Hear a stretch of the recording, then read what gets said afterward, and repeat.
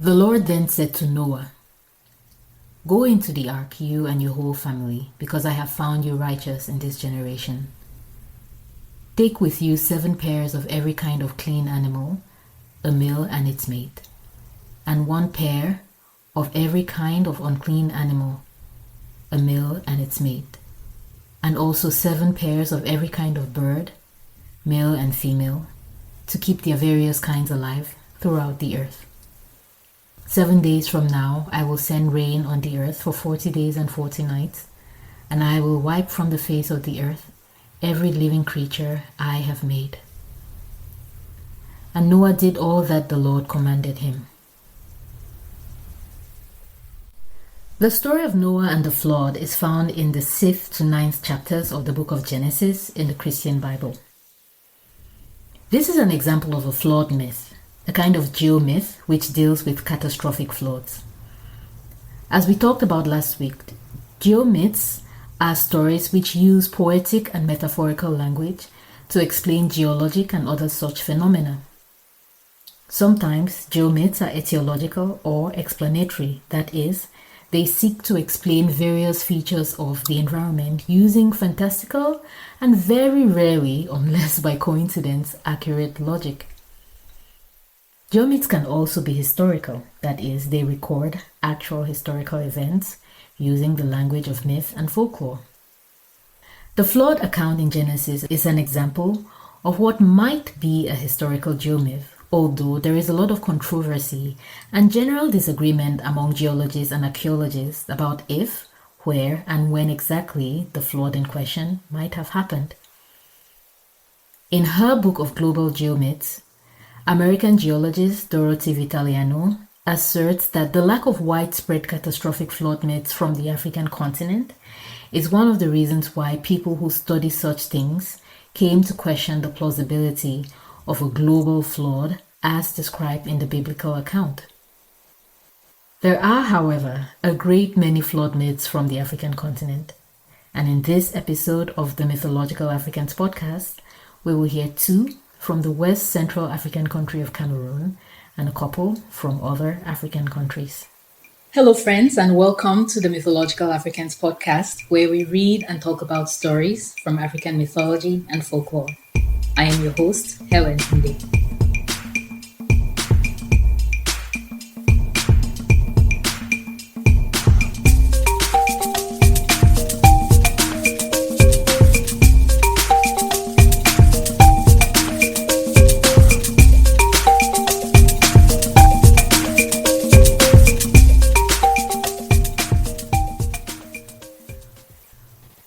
We'll start in Cameroon, which, as some of you may know, is my country of origin. The foundation legend of the Bawum people, found in Cameroon's northwest region, is an example of a flood myth, and in the story, a stranger, who is usually said to be a child god, came to a place called Alante, where the Bawum people originally settled after leaving Bamuniam. And so this child god came to Alante, where the people had settled, and begged for water. But nobody offered the child any water, saying that they had none to offer. And so the child kept begging and begging and eventually arrived at the compound of Chief Nkongsia. Chief Nkongsia gave the child water. And after he drank the water, the child god said to the chief, "Take your children and your family and come out of this country. When you come out, go this way." And when he did this, he showed them the area of the plateau beyond present-day Mankon, and Mankon is a part of the northwest region, and told them, "When you go, do not look behind." Kongsia and those who chose to follow him obeyed the child god's instructions, and so they left Alante and traveled towards the Mankon plateau. But as they went, they turned to look back at their home and saw that Alante had been inundated by a great flood of water, making it uninhabitable. This story is very similar to the myth of Mawεs from the Oku people, also of the northwest region of Cameroon, and that myth tells how Lake Oku or Lake Mawεs was formed. In that account, Mawεs, who is a powerful Emnien or god of the land, once visited the people, but he presented himself as a terribly bushy and unkempt man. He went to the palace of the chief of Kejong and asked for a shave from the chief. The palace attendants told him that he was too dirty and unkempt to get the chief's time and attention. And so Mawěs left Kejong and went to the palace of the chief of Okum. And the chief of Oku received him, bathed him, shaved him, and applied camwood on him. And if you know anything about West and Central African culture, camwood powder is a sacred substance used to anoint people. So this was just about the highest honor the chief could give this disheveled stranger. Even more, when Mawěs asked for a place to live, the chief showed him a mountain, which he accepted. On his way to the mountain, Mawěs went again to the Kejong village and asked for food. And this time, perhaps because he looked more presentable, some people gave him food, but others still refused their hospitality. So Mawěs ate the food he was offered, and before he left, he told the people who had given him food, "When it rains, take your children and food baskets and climb up the mountain." To those who had refused to give him food, he said, "When it rains, stay put and pick the tadpoles that will fall with the rains." And then he left. Not long after he left, rain began to fall. Those who had fed him took their children and belongings and fled to the mountain. The others just watched them go. The rains continued to fall, and soon the village was flooded. The waters rose and eventually covered the whole village and everyone who was left behind. This story about the formation of Lake Oku, in turn, is quite similar to the story of how Lake Dilolo, the largest lake in Angola, was formed. And the first documented case of this account appears to be in the book Across Africa by English explorer Verney, Lovett, Cameroon. Across Africa was published in 1885, and the story goes thus. Once upon a time, where Lake Dilolo now is, stood a large and prosperous village. The inhabitants were all rich and well-to-do, possessing large flocks of goats, many fowls and pigs, and farms of corn and cassava far exceeding anything that is now granted to mortals. They passed their time merrily eating and drinking and never thought of the morrow.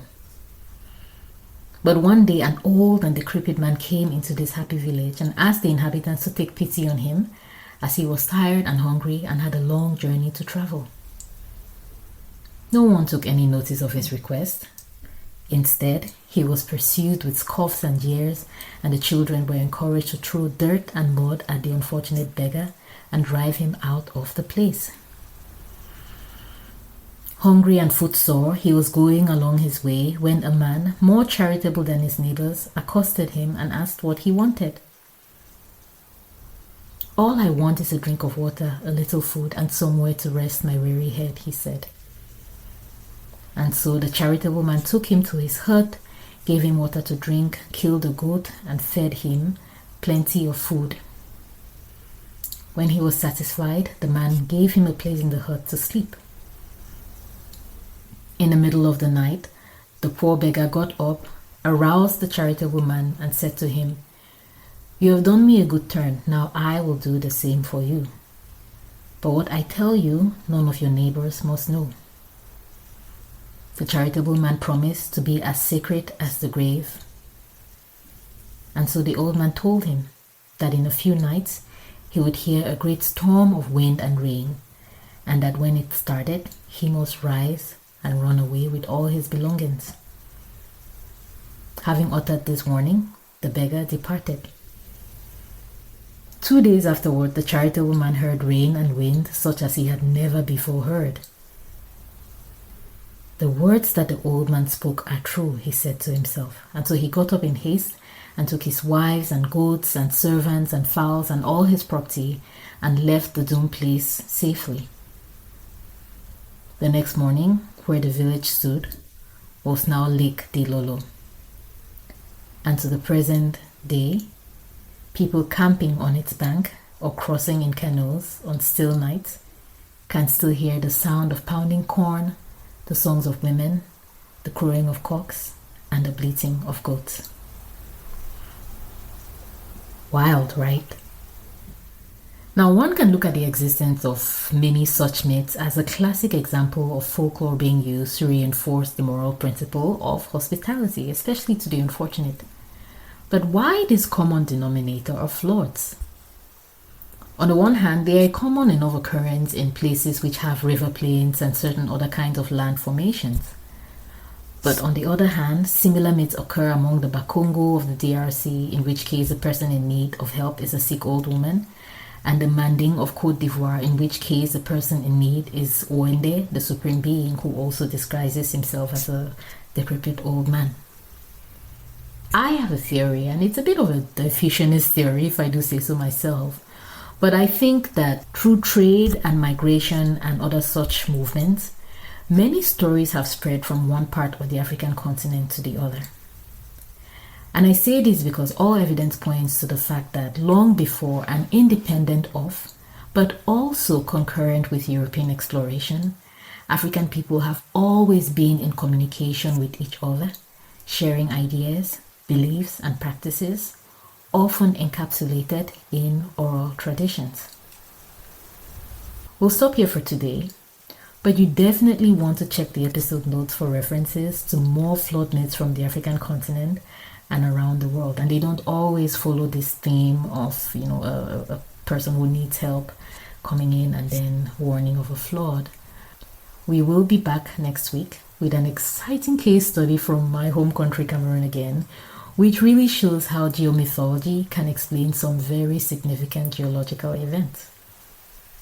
Thank you as always for listening.